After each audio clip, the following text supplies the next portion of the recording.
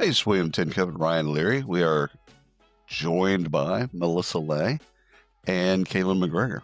We have a special use We case do. podcast, right? We do. This is going to be a different one for us. This is outside of the last, I don't know, probably 280 of these that we've done.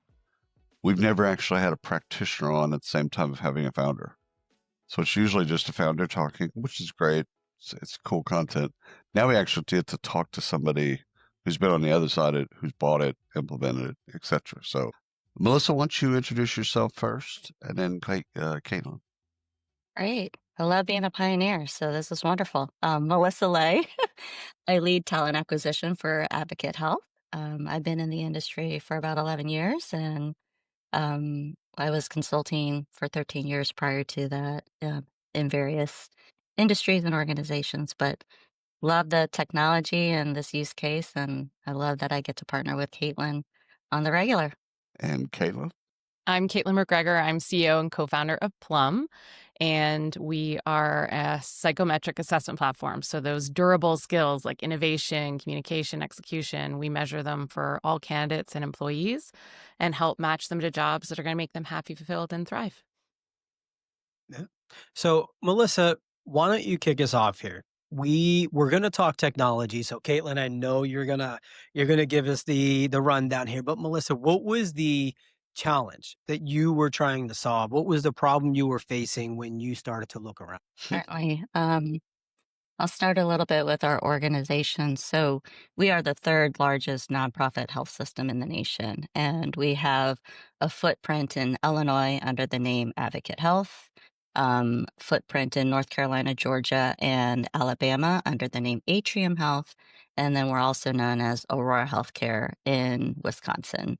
And we employ 160,000 teammates across like 69 hospitals and have over 1,000 care locations. So very large organization. Brand is well recognized. Um, but we knew as an organization, we can't always expect candidates to come to us. There was an opportunity for us to look at how we redefine care in some particular markets, specifically one that was in Chicago, where the life expectancy of the community was 30 years less than the national average. Wow. South Hold side. on. we Nope. we can't just let 30 years go past. 30 years less than the average. South side of Chicago. It's a war Yeah. zone. South Side, yeah, right That's where we crazy. have, it Yep. is crazy. We have a main hospital right there Yeah. under the name Trinity, right in the community. And when you hear that, you're like, what do we do? How do we help the community? We knew that there was something special that we needed to launch. We couldn't just sit by idle and let the community suffer in that manner. And so we actually pulled together a team and we gave it a fancy name, a little pseudo name of Project Equinox. And it was a very hush hush, like let's kind of put our heads together from a business development perspective, an HR component. Let's pull in foundations and government affairs and just let's see what we can do to advocate for the community because we're not walking away from this community. We've got to do something different to make sure that these individuals have a healthy lifestyle and we kind of break down those social determinants of health. Yeah. Preventative healthcare is in a lot of those areas. If just to get a little small dose, it doesn't even have to be kind of the max preventative, but preventative care, because so much of what you're doing in low income neighborhoods is they have to do everything reactive as it relates to healthcare. Something happened, and then they went to the hospital. Right. Uh, It's usually a mistrust of the system, which yeah, totally fair, right? 100%. 100%. And so we knew that, we need to increase the number of providers. We need to do something different when it comes to care. And so we're looking at different ways of bringing care to the community, like setting up care shops at a YMCA or That's at a place cool. where, right, a community center where they typically frequent. We have talked to different mega churches just to see if how can we deliver care to the community there. Yeah. And so really wanted to make sure that we were taking care of the community. But one of the social determinants of health is not just your health, but it's your mental health. And when you think about your mental health and well-being, it's financial security, job security. And so we knew that there needed to be this human component attached to all of our strategies. It couldn't just be, we're bringing in more doctors and we're going to deliver better care. That's cool. I Yeah. mean, So, I love looking at patient satisfaction and at the same time looking at patient satisfaction outside of a kind of regional economics viewpoint and saying, okay, how can we actually help the region at the same time of increasing patient care? Like you're looking at a different metric, which is really, really cool. How did you and Caitlin meet? uh Caitlin and I met probably close to a year before we even engaged in a contract and a launch. Caitlin, remind me, I think it was Napa where we were. Yeah, it's about a year and a half. So 2 years this fall will be the 2 years since that event.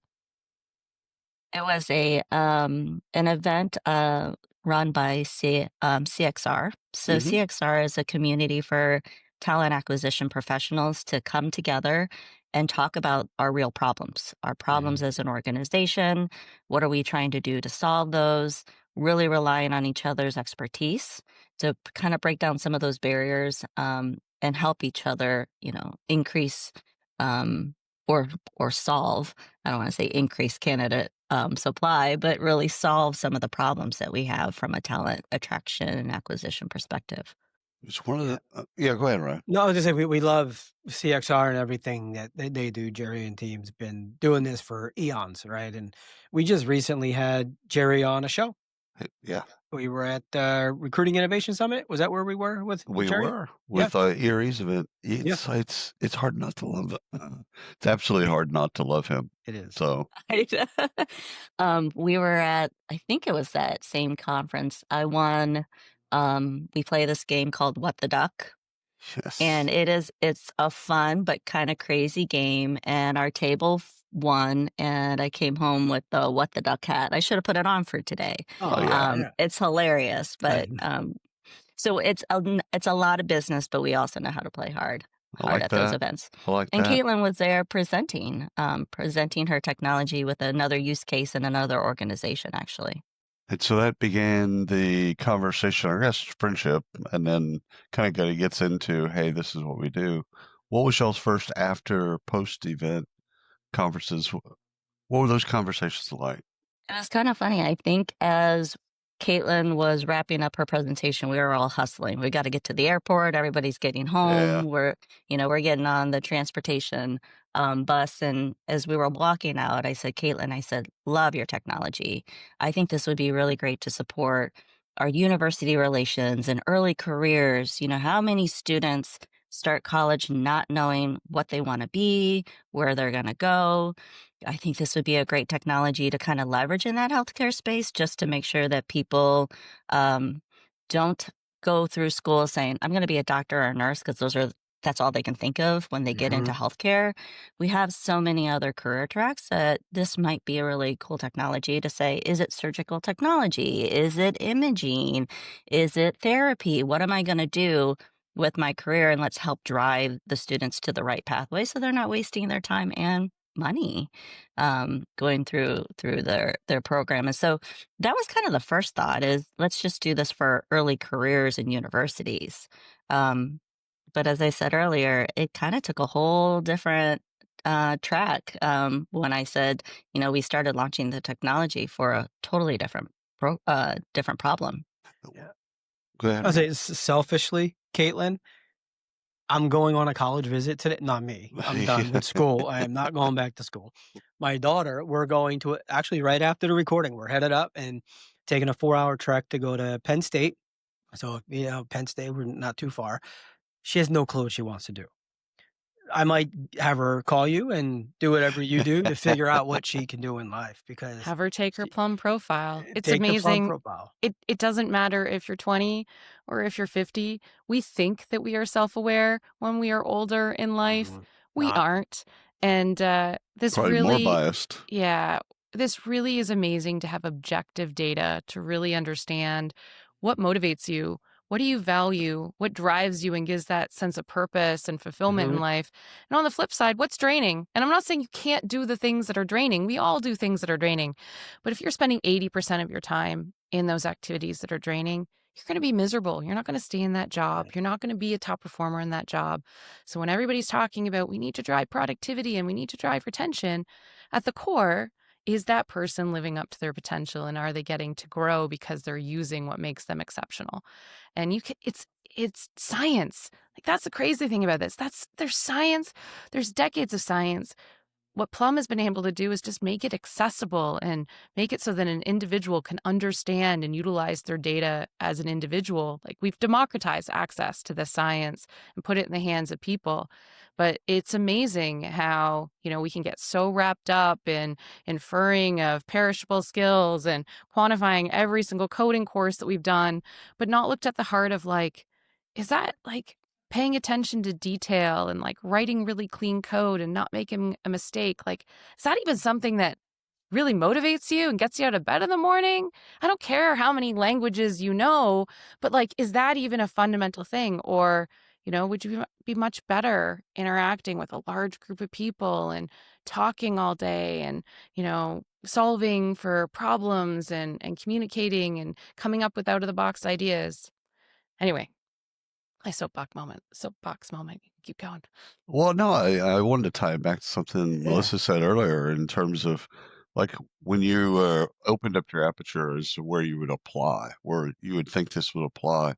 Did it also, because everyone's taken the test, does it also open to you to more candidates in the sense of people that would have probably not applied, that maybe they don't have a bachelor's degree or whatever the bid is, they wouldn't have applied, but if they take the test, all of it says, yeah, they'd be an all-star for this.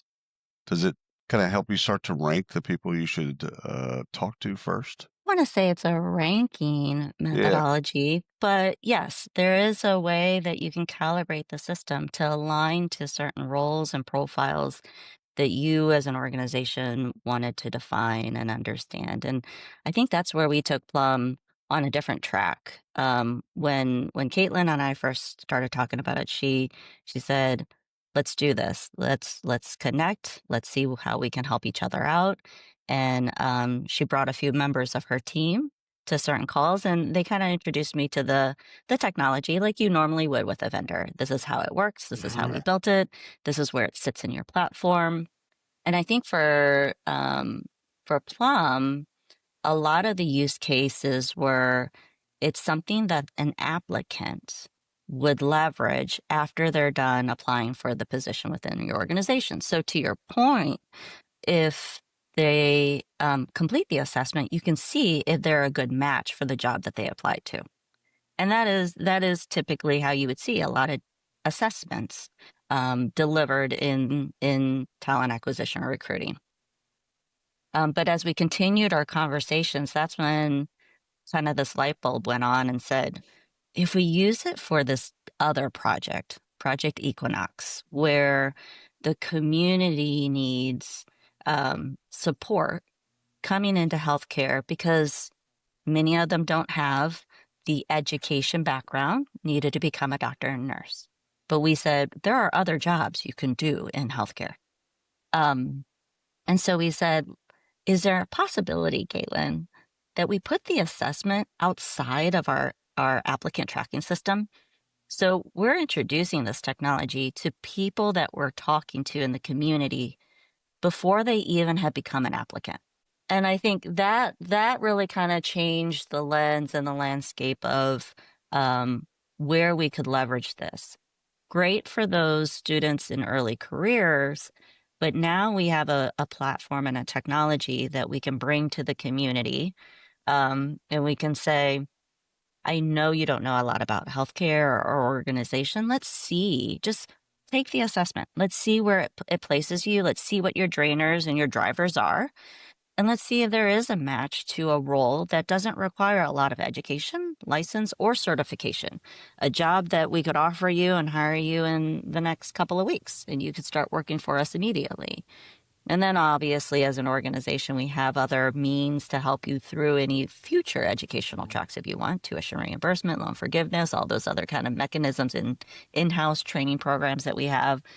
So we really wanted to use this technology as an introduction to healthcare, not a confirmation that you belong in healthcare. And I think that's the flip and the switch with the technology in Plum.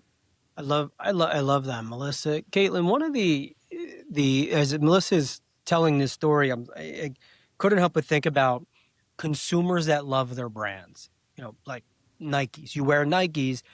A lot of people would love to work for Nike just to say I work for Nike. I kind of got that vibe, Melissa, as you were sharing this story, right? Like maybe I really like healthcare, but I have no background in healthcare, but now I can. So my question, Caitlin, for you is, do you see other brands, consumer brands, or other customers that you have leveraging it similarly to how Melissa is and maybe moving consumers into the actual wanting to work for the brand who maybe previously thought it would be cool to work for the brand, but doesn't have the background? Yeah, the case study that Melissa heard us present at CXR in Napa was specifically the Scotiabank case study, where they Huh. used to only hire from 5 elite universities, and they only hired business and finance graduates. So they were And interviewing the same and small only pool of men. candidates.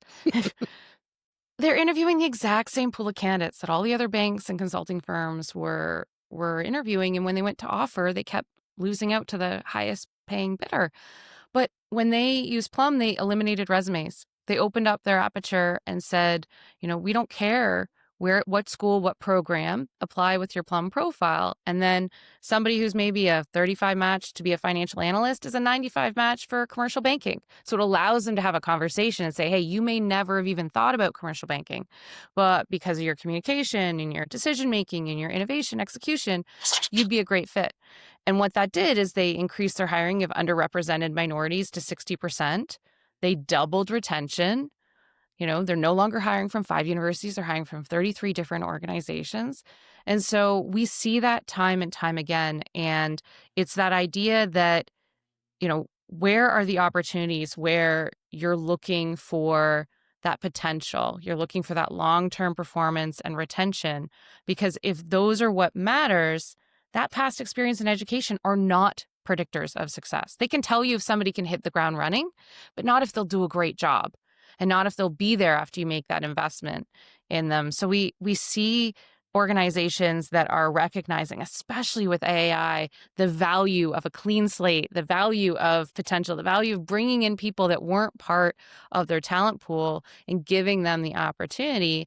And as Melissa was talking about, once they're in the door, the opportunity to upskill them, their loyalty, their commitment to keep growing with your organization because you gave them an opportunity is a huge asset that companies are missing out on. I think that happens in a lot of low income areas. Isn't that they're thinking about an industry like we do, especially on the hourly front. They're looking at Walmart and Chick-fil-A and Verizon and all of these different players as kind of the same, even though obviously they're in different industries, food service, retail, or whatever. So they're probably not probably. Actually, I've worked with the homeless long enough to know they're not thinking about industries. They're just thinking about how do I get something and then leverage that something into something else. What I love about Plum is it basically opens up that aperture to who are you and where do you thrive?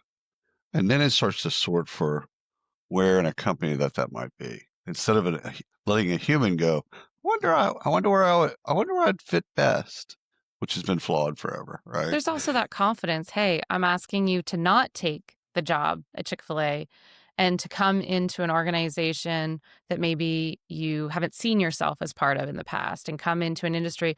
There's that fear of, am I going to like this? Am I going to perform well? Is this going to work for me? So being able to say, hey, you're actually a good fit. You're actually somebody we want to invest in, like that ability to Life confirm changing. back that this is worth your time and energy and this is going to work out for you. Yeah. That's life changing for a lot of people, especially that hadn't given certain things certain paths Mhm. thought at all. It's just all of a sudden it opens up so many doors and so many different opportunities. So, Melissa, something I wanted to ask you was, without any bloody details, we don't want to know names and places and things like that, but how'd you sell this internally? So Project Equinox is a really great opportunity for us to kind of sit down and say, what can we do? Sky's the limits. First thing you always ask is after that kind of that call and everybody's energized and you kind of say, okay, let's put our hats together and, what can we do? Um, the first question is, what's our budget? Like, how much money do we have to spend? And the response was, don't set a budget, don't set a limit. Like, Mhm. really just let your mind wander, be innovative, think about the different opportunities. So, Plum was a single component. It was one of the pillars of like a three-prong approach that I had for recruiting talent. Um, so, we said, all right, we're going to buy a van. That van's going to go out into the community. It's going to be a mobile recruitment van on wheels. It's going to be equipped with the Plum technology and VR technology. And this way, we can bring what we deliver in a hospital out to the community where people are. And we can introduce them to their drivers and trainers with Plum, see if there's a match for um, these entry level roles, and then if there are individuals who are on a career path and they are in school working towards their degree program, we can also give them an insight with the VR technology into what a day in the life would be, like a shadowing event Mhm. via the VR without having to come to the hospital and really say like, yes, that's really amazing. That's the kind of work I want to do. Ryan, this is that moment in the conversation where it's, you either can stand blood Or you or can't. you can't. Yeah, you can't. Yeah. We're not gonna bring It's you into the hospital so you get fade. You do it here in the no, truck. but again, it's a nice kind of, there is a point in which you have Yeah. to be, I no matter where well, not no matter, probably 80% of the people that work at a hospital at some yeah. points see blood. Yeah, of course. Yeah, Melissa, I love this mobile recruitment idea. Yeah, And I don't know if a lot of companies are doing it, smart. and I certainly don't wanna give away the billboard if they're not. However, that's a wonderful use of this, and I could see this in Caitlin. I don't know if this is something you guys would get into or, maybe school districts, but going into tech schools or going into, high schools where the seniors are now starting to apply with a mobile like gaming unit, right? And they can see 20 different instead of a job fair, which by the way, I don't know Horrible, if you guys have been to job fairs recently in high schools. It mm, is the most abysmal, sad horrible, thing in the world. And the horrible. college fairs are no better. Like they literally Correct. it hasn't changed in 30 plus years. Mhm. Like they're sitting behind a table with a cloth and it's a Now sorry sap who's been there for, like, 6 months trying to se it's awful. usually And, it's alumni, Ronnie, and usually those things are staffed not yeah, by Harvard or Yale or whomever. They're staffed by alumni or it's like alumni. some yeah, it's I don't know, Yeah, it was useless. But I could see, like, a big gaming console, like a big yeah. gaming truck outside, lines of students coming in, you got healthcare, manufacturing, mining, whatever, running through VR and going through the Plum assessment. I could see that being super helpful in these Well, for the situations. kids, like Melissa said it a second ago, they actually get something too. Yeah. So while yes, you're trying to figure out, hey, do they fit somewhere and where we're hiring, but also they get something on the other end of that. Go, Yeah. I've never even thought about that. Yeah. Do you, Caitlin, do you sell into school districts? So we have some universities that will use us as part of their, career Career. Okay. coursing Right, and things like that. Typically, those are through partnerships where they're already having those Right. relationships. But the thing that is unique about Plum is that everybody that takes a Plum profile, it's their data. It stays right. with them throughout their career. Right. They're the first stakeholder there that we're trying to provide value to is that individual. It's not transactional. It's not like, hey, Mhm. we're going to judge you based on this. It's genuinely giving them value and insights and data to help them promote themselves. And but it's, and they're giving permission to the first employer, second, third, fourth to use that data over and over again, so they don't have to retake different assessments for different jobs. So it is something that's valuable. It's something that, your kid going in university can take right off of our website at no cost. Yeah. Like we, Oh, we she's don't make going to. money. Yeah, we don't make money from the individual. It's the companies that want to see this data that ultimately Yeah. pay for it. But the ones that we're trying to provide value to are those candidates and those employees. And that's where, like, we're always blown away to hear how this makes a difference. This helps them really guide their career and open doors and take chances Mhm. with their career that they may not have done before. Yeah, I'm gonna force her to take it because I know she's gonna give me, "But I don't want this stuff." I'm gonna force her to do it, and then I'm gonna have her talk to the camera and tell me what it was like, 'cause I feel like she needs to document some of this. I think you guys can replace college career counselors in high schools because 'cause they're just awful. But Caitlin, question I have for you, instead of just bashing college career guidance counselors, because I know they have a tough job. What are the questions that people need to ask you, or what are the questions they should have in their minds as they're talking to you? I mean, it depends on where they're at. I love what Melissa did, which said, what is one of the most important problems that we need to solve? And, it impacts lives. And that's a meaningful job for people. And there are people that would absolutely want to be part of that solution versus working at Chick-fil-A. And, I think asking the question of how do we include more people into solving that problem? How do we look at that on-ramp into our organization? I think people get really wrapped up in things like how quickly can I schedule them and get them started, not, is this actually a good Mhm. investment for both the person joining our organization who's going to be an ambassador to, others to say, hey, this was actually the best career move. Come and join me and bring their friends along. Or, is this going to be a really bad experience for both parties?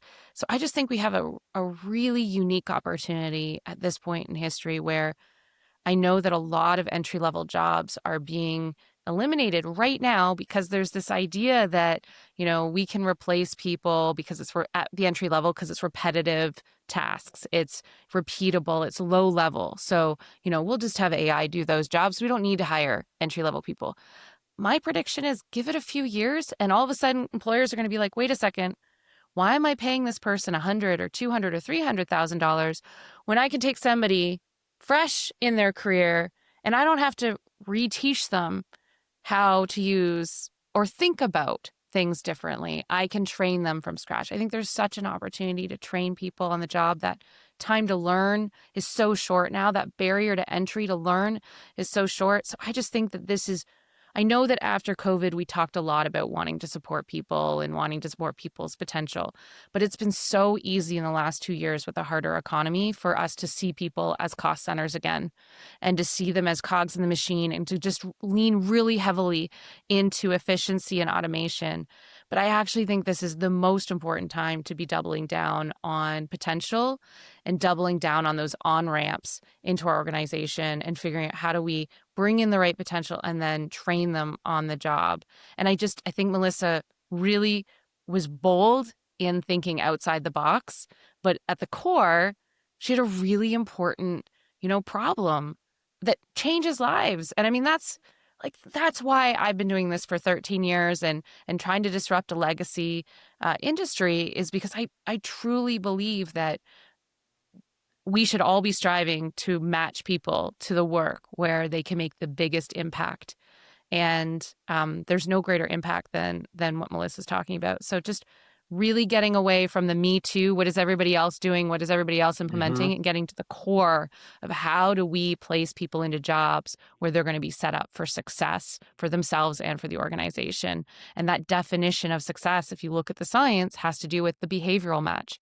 If you need somebody that's going to be adopting innovation, and then you want to take the most innovative person from the pack. If you want somebody who's going to build trust in the community and go into those community centers to talk to them, to just make them feel comfortable to seek out support, then you want somebody who's really strong at embracing diversity and really great at communicating, and they're just naturally empathetic and they care about Right. people. Like that's what drives them. And so, You don't have to have a bachelor's in order to care about people and build trust and make them feel comfortable. So we've got to get back to understanding that behaviors are what make somebody exceptional in their job, and the rest you can train. For sure. I think we had a candidate who we had to take the assessment, and it really aligned, the assessment plan aligned with kind of her background, right? Like this was her first time in the role in which we hired her into, but her previous experiences kind of aligned to that. It felt like a natural fit. But what was great about the assessment was it reinforced that she was on the right path. I think that for her was like that validation of this is what I've done because I've liked to do it. Maybe it was like how it fell in her lap, and sometimes we don't choose where we go. We just ride that journey of life. And for this candidate, she took a chance. We met her at a community event, and we said, take the assessment. She said, sure. And it aligned to naturally to one of our jobs, and we were like, let's get you in front of this hiring leader. Let's see if you both think this is the right next step for you. And for both of them, it was like absolutely, like this is a perfect match. And so it's that validation that I am doing the right thing. This is the role that Mhm. fits and is suited for me. And I think that was what was so amazing, to kind of see it in action. Yeah, Melissa, I know we're coming up on time here, so I'll do one final question from me. I promise. I don't know if you have a number percentage, but maybe you can describe how often are you finding that you may not have actually looked at a candidate for a job in the community, but you filled the role with somebody who wasn't even looking, didn't know they had an interest, and then the tenure that they hold over, I don't want to say traditional hire, but hiring the old way prior to Plum. I don't have a percentage. We have lots of stories. Um, And I think that's what drives me, right? Is listening to Mhm. the individual stories of people who have said, "I've always been in your four walls. I've had care in your four walls. My mother, my father, my aunt, my uncle, whoever it may have been on these floors." But never did I once think that I was one person who could wear that badge. And so for them to get an opportunity to work in our spaces, there is a sense of loyal and commitment that has Mhm. been earned.